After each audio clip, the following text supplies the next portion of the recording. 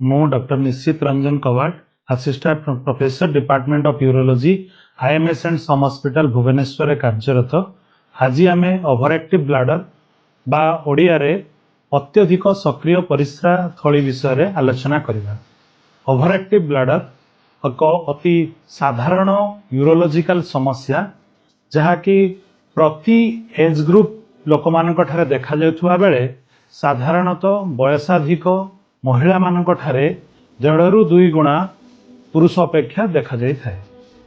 यह साधारणतः दुई प्रकार। प्रथम प्रकारटी है प्राइमरी ओभरएक्टिव ब्लाडर, जार मुख्य कारणटी है न्यूरोमस्कुलर डिसकोऑर्डिनेशन। जेमिति कि आमर ब्रेन एवं स्पाइनल कॉर्ड रु स्नायु गुड़िक परिस्रा थली को संजोग करथांती। सेही सब स्नायु गुड़िक अत्यधिक मात्रा रे एक्टिविटी करिवा कारणरू परिस्रा थलीर थिबा मांसपेशी अत्यधिक संकुचन होगा कारणरू परिस्रा थलीर अल्प परिस्रा थिबा सत्वे मध्य रोगीटी को बारंबार परिस्रा लागि थाए। यार द्वितीय प्रकार भेदटी है सेकेंडरी ओभरएक्टिव ब्लाडर।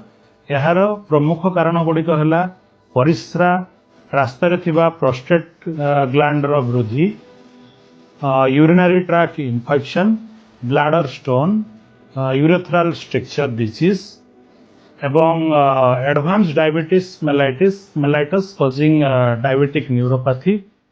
अन्य न्यूरोलॉजिकल कंडीशन जेमिति कि ब्रेन स्ट्रोक एवं पार्किंसन डिजीज,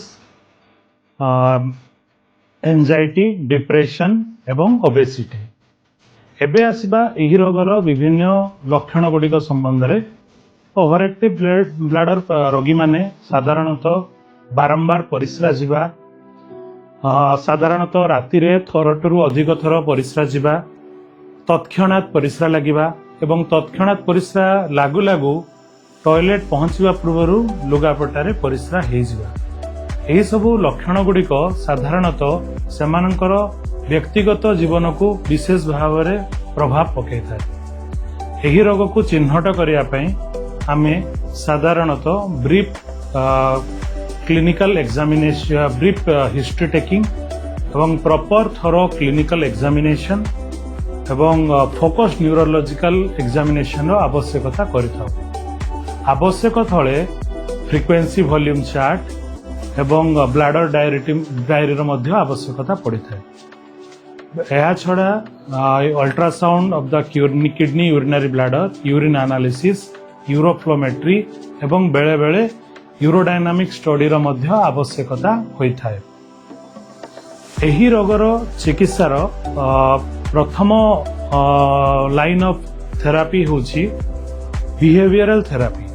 एही बिहेवियरल थेरापी रो विभिन्न कंपोनेंट मध्यरु प्रथम इंपोर्टेंट कंपोनेंट होची फ्लूइड मैनेजमेंट। ओभरएक्टिव ब्लाडर पेशेंट मानक जनरली आमे 2 ରୁ 2.5 लिटर भितर पानी पीवा पई उपदेश देथाउ एवं संध्या परठू अत्यधिक पानी एवं तरल जातीय खाद्य न पीवा पई आमे उपदेश देथाउ।